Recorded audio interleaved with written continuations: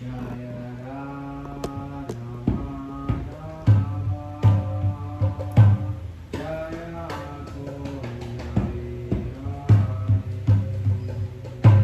Jaya Gopi Janavalava Jaya Girivaradari Jaya Girivaradari Jaya Gopi Janavalava Jaya Girivaradari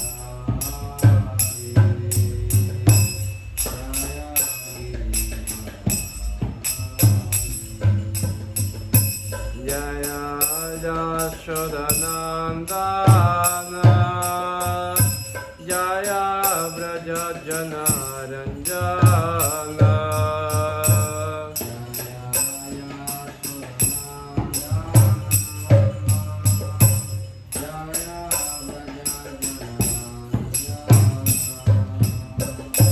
Jaya Yamuna Tiravanachari Jaya Kunja Vihare Jaya Yamuna Tiravanachari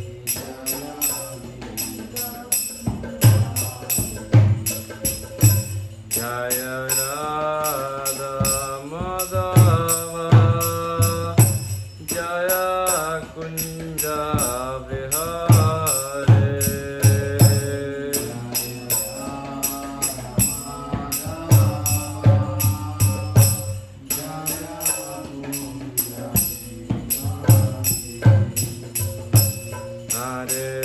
Hare Krishna Krishna Krishna Hare Hare Hare Rama Rama Rama Rama Hare Hare Hare Krishna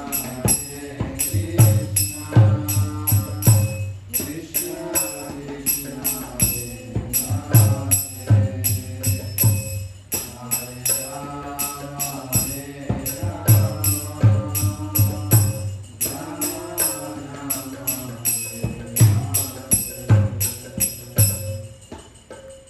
जय ग्रंथरा श्रीमद् भागवतम की गुरु श्रील प्रभुपाद की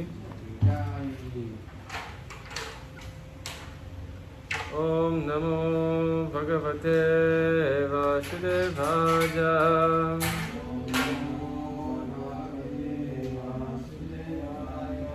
ओम नमो भगवते वासुदेवाय Om Namo Bhagavate Vasudevaya Om Namo Bhagavate Vasudevaya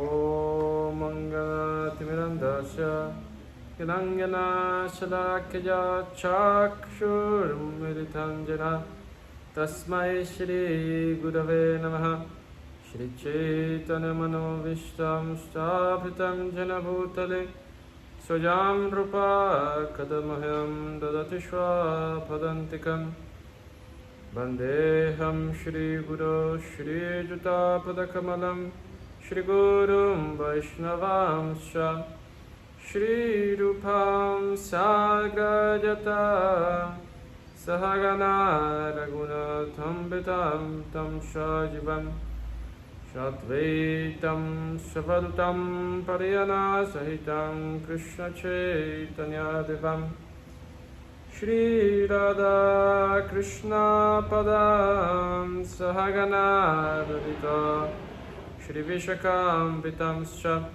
He Krishna Karuna Sindhu Dinabandhu Jagatpate Gopesha Gopika Kanta Radha Kanta Namostute Tapta Kanchana Gaurangi Radha Vrindavaneshwari Prishavanu Shute Devi Pranamami Hari Priya Vanchakalpatarubhyascha kripasindubhya cha Patitanam pavanebhyo vaishnavebhyo namo namaha Namah Vishnupadaya Krishna Prestaya Bhutale Srimate Bhaktisundar Goswami Niti Namine Namaste Saptanishnata Prabhupada Anucharine Krishna Lila Rasadaya Gauravani Pracharine Namah Vishnupadaya Krishna Prestaya Bhutale Srimate Bhaktivedanta Swami Niti Namine Namaste Saraswati Deve Gauravani Pracharine Nirvishesha Shunyavadi Pasatyadi Shatarine Jai Sri Krishna Chaitanya Prabhu Nityananda Shri Advaita Gadadara Shri Vasadi Gaur Bhakta Vrinda Hare Krishna Krishna Krishna Hare Hare Hare Rama Rama Rama Hare Hare Narayanam Namaskritam Naranchava Narottamam Devim Saraswatim Vyasam Tato Jayam Mudirajat Nashta Prajeshva Bhadreshu Nityam Bhagavata Sevaja Bhagavati Ruttama Bhakti Bhavaiti Nashiki Mukham Karoti Vachanam Pangum Langayate Girim Yatkripatamaham Vande Shri Gurum Dinadaranam Paramananda Madhavam Shri Chaitanya Ishwaram Hari Om Tat Sat. Muy bien, entonces hoy continuamos con el texto 26 del noveno capítulo. El primer canto dice así: Purushastra Bhava Vihitan Yata Varnan Yata Shramam Vairagya Ragopadipyam Amnato Vajalakshanam. Purusha, el ser humano. Swabhava, por sus propias cualidades adquiridas. Vihitan, prescritas. Yata, de acuerdo con. Varnam, clasificación de las castas. Yata, de acuerdo con. Ashramam, órdenes de vida. Vairagya, desapego. Raga, apego. Upadibhyam, por dichas designaciones. Amnata, sistemáticamente. Ubhaya, ambos. Lakshanam, signos. Ante la pregunta de Maharaj Yudhishthir,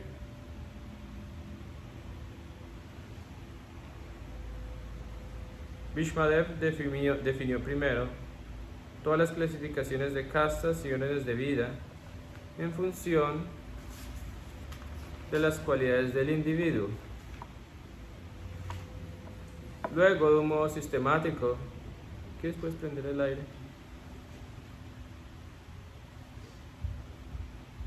Luego, de un modo sistemático y con dos divisiones, describió la neutralización mediante el desapego y la interacción mediante el apego. Repetimos. Ante la pregunta de Maharaj Yudhishthira, Bhishmadeva definió primero todas las clasificaciones de castas y órdenes de vida en función de las cualidades del individuo. Luego, de un modo sistemático y con dos divisiones, describió la neutralización mediante el desapego y la interacción mediante el apego.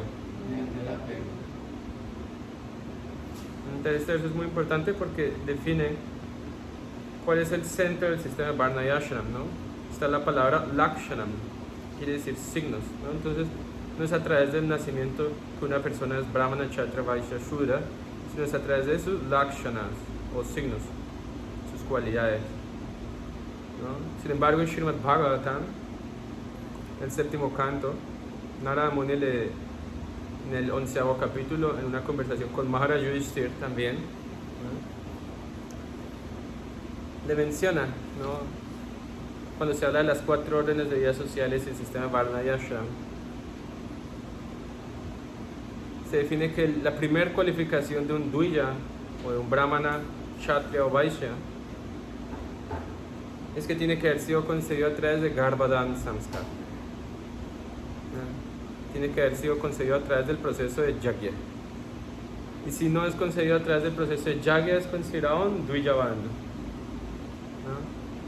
Obviamente lo más importante son las cualidades, pero no es que el Shastra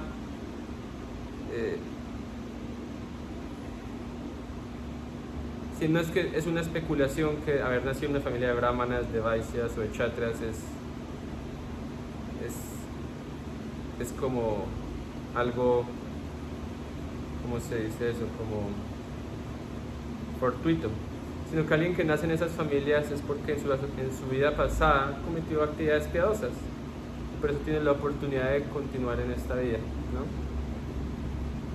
Así que por eso hay Bhagavatam mismo dice, ¿no? Que si alguien dice ser un brahmana, kshatriya o vaishya, tiene que haber sido concebido por el Garbhadan Samskar y haber sido purificado por todos los demás rituales purificatorios que siguen después de eso, ¿no? Entonces a veces en ISKCON tomamos muy barata la palabra brahmana, que ya yo soy un brahmana y él es un brahmana y todos somos brahmanas, pero en realidad no es tan sencillo, no es solamente llevar un cordón sagrado y ya,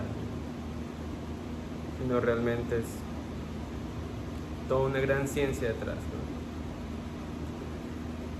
Entonces este es un significado bastante largo, no creo que lo acabemos hoy, pero bueno, vamos a ir explicando parte por parte. Significado.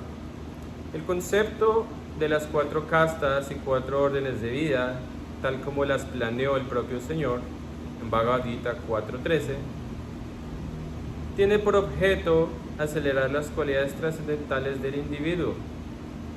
Entonces eso es muy importante, ¿no?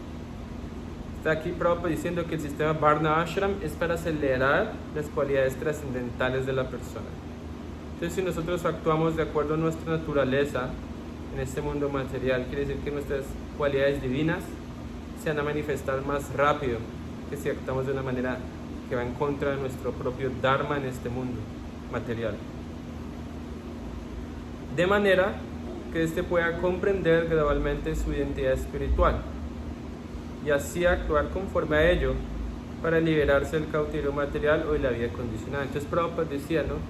Hay que actuar con conciencia antes de ser consciente de Krishna, ¿no? Entonces no es que yo canto Hare Krishna y actúo como sea en este mundo material, sino que a pesar de que cantamos Hare Krishna, seguimos muchos procesos trascendentales como Shravanam, Kirtanam, tenemos que actuar en este mundo de una manera apropiada.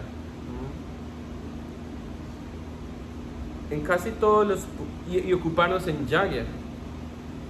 Si uno estudia el sistema Varna Ashram, ¿no? Los brahmanas tienen 6 ocupaciones diferentes, ¿no? Los kshatriyas tienen sus ocupaciones, los vaishyas tienen sus ocupaciones y los shudras tienen sus ocupaciones. Y si uno ve, todos los 4 se ocupan en Yagya, es decir, toman el fruto de su trabajo, por así decirlo, y lo ocupan en caridad, pero no en alimentar al pobre o darle comida al pobre, no, sino en mantener el sistema Varna Ashram. Están los brahmanas, que de acuerdo al Srimad Bhagavatam, en el 7º canto, capítulo 11, se habla que de 6 ocupaciones, 3 son obligatorias: Swadhyaya, estudiar los Vedas; Archanam, orar a la deidad; y Dhana, Pratigraha, dar caridad. Pero hoy en día, los brahmanas dan caridad. Los brahmanas tienen que dar caridad. Dar caridad, Orar a la deidad y estudiar los Vedas. Esas, de las 6 que ellos tienen, esas 3 son obligatorias. Hoy en día uno ve que los brahmanas solo quieren recibir caridad, que esa es también uno de sus derechos, por así decirlo, pero no es el principal. El principal son estos 3, ¿sí? Estudiar los Vedas, adorar la deidad y dar caridad. Porque lo que el brahmana recibe, por lo general, es mucho más de lo que él necesita. El brahmana, por naturaleza, es pobre, Prabhupada dice. ¿Por qué? Porque él quiere vivir con lo mínimo. Él no está interesado en tener una bella casa, una bella esposa, sirvientes. Uno incluso ve que los brahmanas no es que tengan familias extremadamente numerosas, sino que ellos están satisfechos con Brahma Gyan, con el conocimiento trascendental.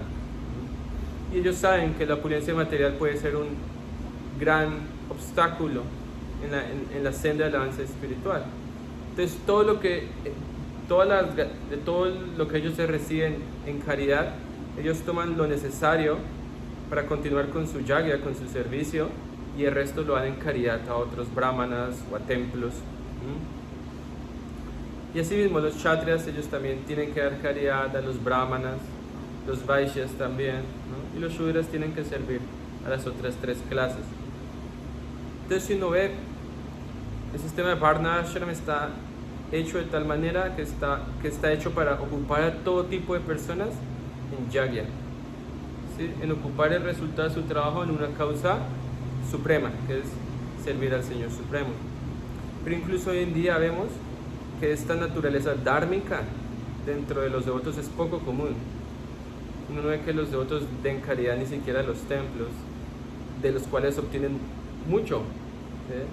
En ningún lado uno va y recibe grandes banquetes de comida, grandes festivales, ¿no? Por ejemplo, los festivales de Ratayatra. Y todas estas cosas no son gratis, ¿no? Valen mucho dinero. Pero a veces los devotos, en especial occidentales, no están acostumbrados a dar caridad.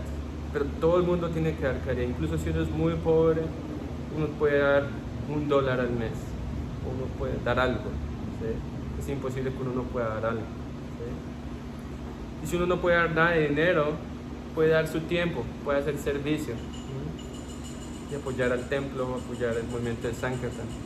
Pero esto hoy en día no pasa, ¿no? Y por eso Srila Prabhupada al final de su vida dijo, ¿no? Que ese era su gran pesar, de que todavía faltaba la mitad de su misión, que era establecer Varna Ashram.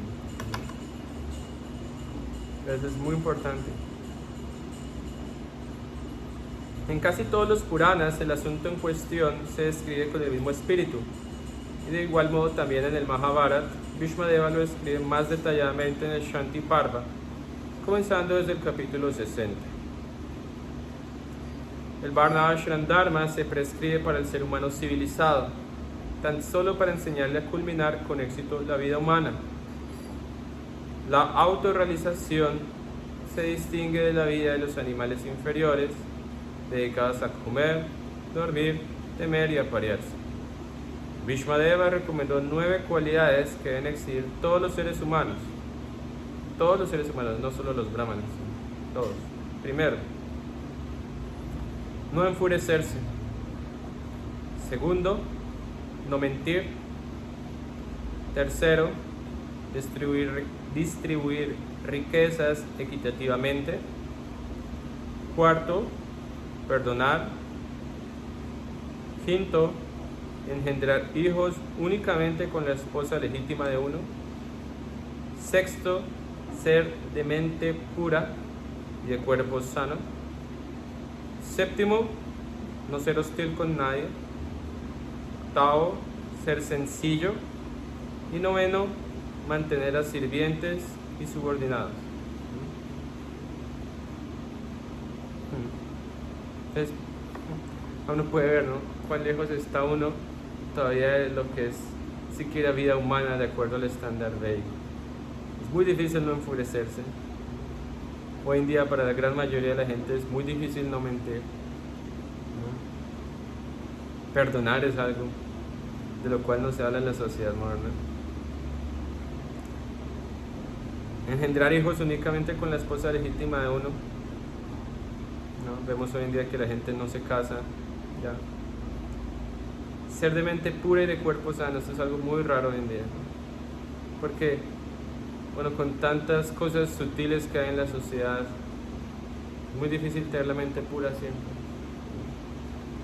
Y cuerpo sano quiere decir que uno solo se alimenta con Krishna Prasad, que se levanta antes de de que es la salida del sol, que no, es decir, que sí, Prabhupada explica más adelante que tener un cuerpo sano quiere decir seguir los 4 principios regulativos. Si uno se ocupa en vida sexual, si uno se ocupa en intoxicar el cuerpo, si uno se ocupa en, ¿cuál es el otro? Comer carne, ¿no? Y bueno, jugar al azar, se dice que su cuerpo se enferma, porque todas esas actividades no son naturales para el cuerpo.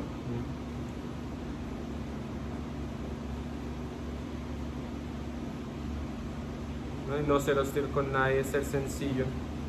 Vivimos en la era donde ser sencillo es imposible. A uno no puede llamársele una persona civilizada si no adquiere las antedichas cualidades preliminares. Además de estas, los brahmanas, los hombres inteligentes, los administradores, es decir, los kshatriyas, la comunidad mercantil, los vaisyas y la clase laboral deben adquirir cualidades especiales. O sea que las cualidades que acabamos de mencionar no son solo para uno, sino desde los brahmanas hasta los shudras tienen que tener estas cualidades en la sociedad védica. Y adicionalmente a eso, cada uno tiene sus cualidades específicas, ¿no?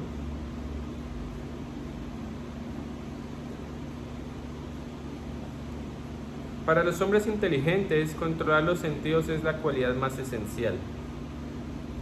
Ella es la base de la moralidad. ¿Cuál es la base de la moralidad? Controlar los sentidos. Si uno no controla los sentidos, no hay moral. ¿Sí? Hoy en día la gente, y bueno, hasta hace unos años, hay una moralidad mundana, pero es una moralidad falsa porque nadie controla sus sentidos realmente en este mundo. Incluso las personas que dicen ser religiosas controlan sus sentidos. Casi todos comen carne, beben vino, y sus religiones lo apoyan, esos actos, ¿no? ¿Y por qué comen carne y beben vino? Porque no pueden controlar su lengua. Quiere decir que no hay control de los sentidos, quiere decir que realmente no hay moralidad en tal tipo de persona, en tal tipo de sociedad. Si uno controla los sentidos, hay moralidad. Si no, uno siempre va a ir detrás de lo que satisface los sentidos. Entonces, si yo no controlo mis sentidos, un día voy a ir detrás de esta mujer, detrás de esta otra mujer, y así. Voy a ir detrás de este alimento, después detrás de otro alimento, detrás de esta bebida, detrás de esto, ¿no? Todo el tiempo voy a ir detrás de lo que a mí me satisface, o lo que satisface mis sentidos. Ya hay Sisi, ya hay Goranga,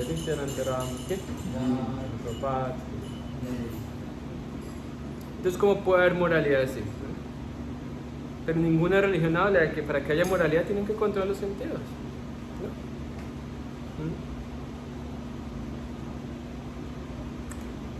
La satisfacción sexual, incluso con la esposa legítima, también debe ser controlada, y con ello el control familiar seguirá automáticamente. Entonces no es que uno se casa y pasa al Grihastha Ashram y tiene el derecho a disfrutar de la vida sexual cuantas veces quiera con su esposa, sino que es controlado también. Porque uno tiene que entender, en el sistema védico, nada se hace para satisfacer los sentidos.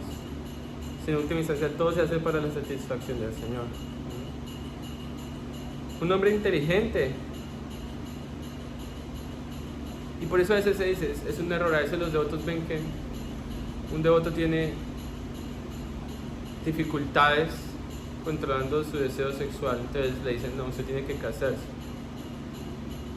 Pero si uno lo analiza detenidamente, ese devoto no está cualificado para casarse tampoco, porque no va a poder seguir una vida regulada. De cierta manera, a veces uno se encuentra en una posición donde no está cualificado ni para ser brahmachari ni para ser grihasta, ninguna de las dos, porque la cualificación para ser grihasta es que tiene que haber aprendido a ver controlar los sentidos. Por eso en el sistema Varnashram el niño vive con el guru por 20 años por lo menos, o un poco menos, y que aprende allí a controlar sus sentidos, a ocupar sus sentidos en el servicio de Krishna, ¿no? Y si él tiene una inclinación por tener una familia, entonces se casa, pero él ya sabe cómo controlar sus sentidos. Pero ahora tenemos una sociedad donde nadie aprendió a controlar sus sentidos, nadie aprendió a ocuparse en cómo servir a Krishna y se casan. Entonces, ¿qué tenemos ahí, no? En Bhagavatam se describe que la gente en Kali Yuga se va a casar solamente por satisfacción sexual. Tan pronto como esa satisfacción sexual se acaba el matrimonio y empiezan otro. Entonces, eso se menciona aquí, ¿no? Antes de uno casarse, debe uno haber sido capaz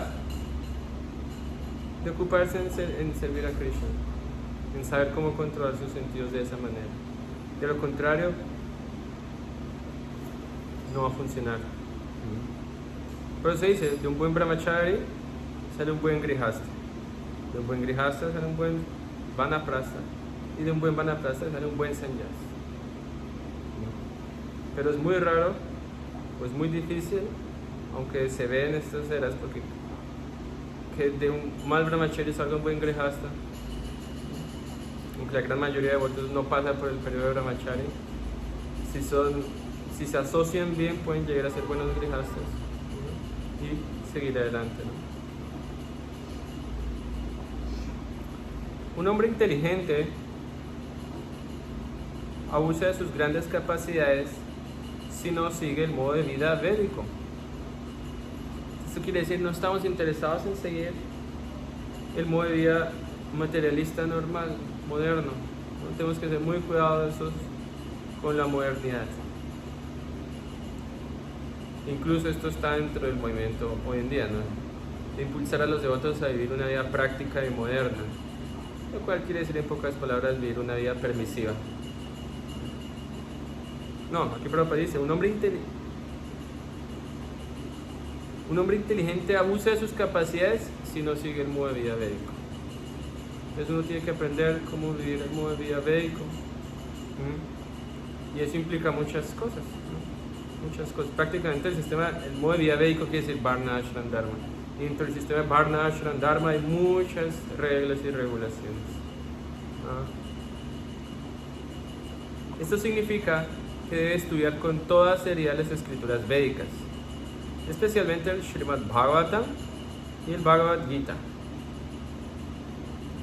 Para aprender el conocimiento védico hay que acudir a una persona que esté dedicada un 100% al servicio devocional. Dicha persona no debe hacer cosas que estén prohibidas en los shastras. Esa es la cualificación del guru. El guru no es una persona que hace milagros o externamente, en términos materiales, por así decirlo. No es alguien que levita, no es alguien que tiene una fulgencia, no. O sea, aquí se dice, es alguien que siempre está ocupado en servir a Krishna y que no hace nada que vaya en contra de lo que está escrito en el Shastra. Eso puede parecer algo muy simple, pero no es tan sencillo encontrar una persona así. Intentémoslo en nuestra propia vida. Solo servir a Krishna y no hacer nada en contra del Shastra por una semana. Muy difícil, porque eso requiere Sattva-guna. Se dice, esta mañana estaba escuchando, ¿no? Ismana Chakravarti Thakur explicando en Madhurya Kadambini, Nishta. Él dice que cuando uno llega a Nishta, uno ya no está influenciado ni por raya ni por tamas. Ya no hay más ignorancia y pasión que lo afecte a uno, sino que uno está prominentemente influenciado por sattva, por la bondad. Así que es una persona muy regulada, es una persona pacífica, es una persona que no está interesada como en la vida social.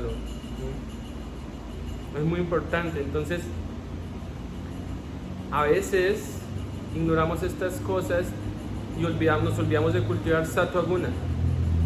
¿Sí? Entonces, vivir en un entorno puro, vestir de una manera pura, comer de una manera pura, oír cosas que, o sea, Shravanam, oír Bhagavad Gita, ¿no? Asociarnos con personas que nos ayuden a recordar a Krishna. Eso hace que Sattva-guna se manifieste, ¿sí? Que uno sea muy regulado. Por ejemplo, en una de las cualidades que ha Vishwanath Chakravarti Thakur de alguien que ya está en Nishta o está más o menos en Nishta, es que esa persona está fija en su servicio. Aunque puede que todavía no tenga malas cualidades, esa persona es muy regulada en servicio devocional. O sea, todos los días uno sabe que está cantando a tal hora, está haciendo tal servicio a tal hora, está haciendo tal cosa a tal hora. Esa es una característica del Nishta. Y eso es Sattva, ¿no? Por eso Srila Prabhupada estableció el sadhana que tenemos, de tal manera que todos los días una hora específica tiene que estar haciendo algo, ¿no? Y en la medida de lo posible, si uno puede llenar los espacios donde uno no está aquí metido en el templo de una manera similar, practicando Shravanam, Kirtanam, Archanam, ¿no? Es muy bueno, ¿no? Porque no le deja espacio a la mente para ocuparse en Raya o Tamas, ¿no? Y eso lo ayuda a uno a avanzar, ¿no? Y explica que Nishta se caracteriza porque uno, en base al deber, se ocupa en esas actividades. Ahí todavía no hay ruchi, hay un gusto, pero no es prominente. O sea, lo prominente es el sentido del deber, de que yo tengo que servir de tal y tal manera, ¿no? Y algo que decía ahí el profesor es que a veces los devotos lo toman al revés. Ellos creen que no han avanzado porque esperan que primero surja ruchi para que luego haya nishta, ¿no? Pero no, es al revés. Primero tiene que surgir nishta. Quiere decir que yo, en base al deber, me ocupo en servicio devocional de una manera estrictamente regulada, y por mantenerme por un largo tiempo así, muchos años en realidad, surge ruchi, ¿no? Entonces, bueno, eso es un punto importante. El hombre que bebe o fuma no puede ser maestro, ¿no? Entonces uno ve que gran parte de los líderes religiosos hoy en día no solamente comen carne, también beben o fuman. Y se dicen no, porque eso es algo impuro, su conciencia está impura, ellos no pueden guiar a nadie, ni a sí mismos se pueden guiar. En el sistema moderno de educación solo se toma en cuenta la capacitación académica del profesor, sin evaluar su nivel moral. Por lo tanto, el resultado de la educación es que de muchísimas maneras se hace un mal uso de la elevada inteligencia. Incluso esto pasa también en nuestro movimiento. Uno tiene que ser muy cuidadoso. Srila Bhaktisiddhanta Saraswati decía, yo no leo libros. Antes de leer un libro, yo leo quién es el autor. Entonces puede que una persona haya escrito, y esto está hablando acerca de Bhakti Shastras, ¿no? de escrituras que hablan acerca del desarrollo de Bhakti. Eso lo está hablando Bhaktisiddhanta Saraswati en ese entorno.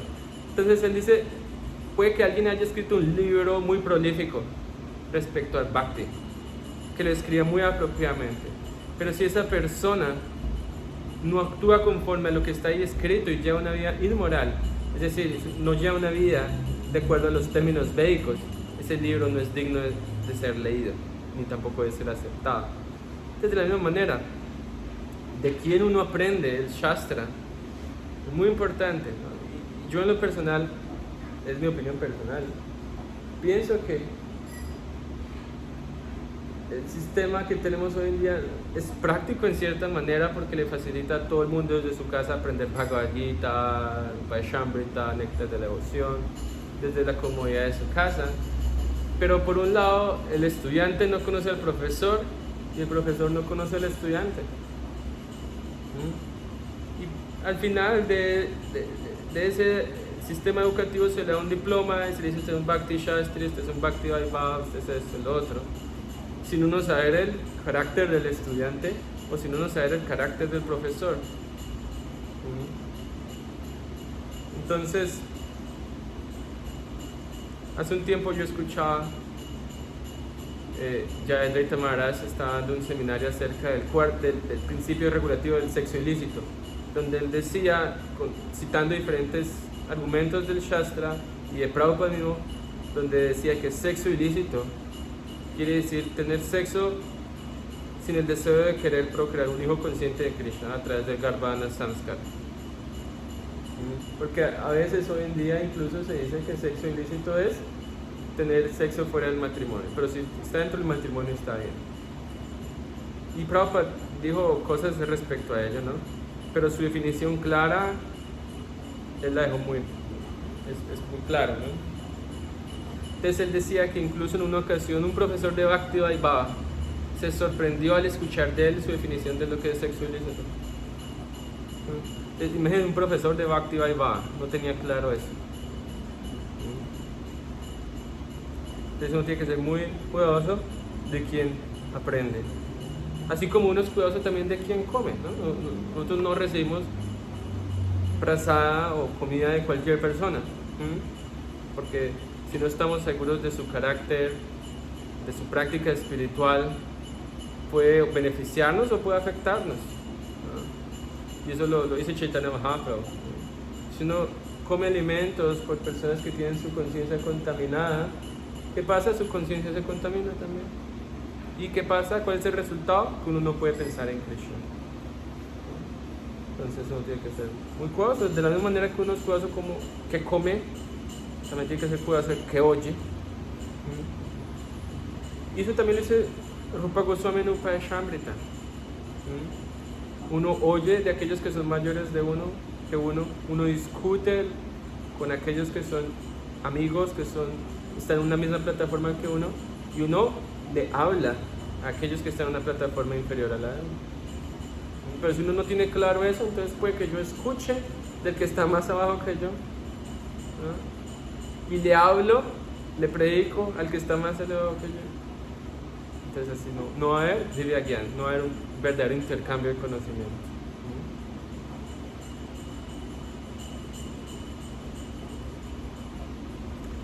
Al kshatriya, el miembro de la clase administrativa, se le aconseja especialmente dar caridad y no aceptar la caridad bajo ninguna circunstancia.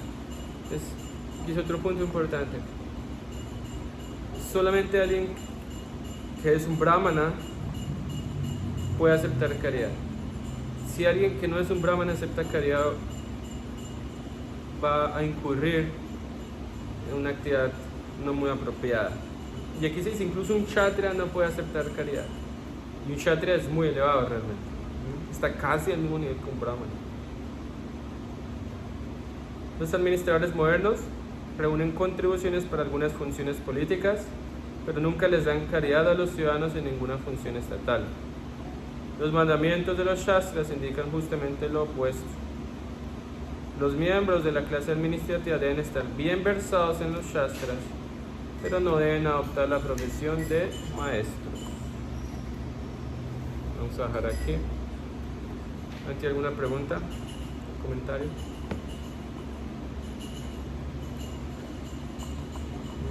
¿Está claro?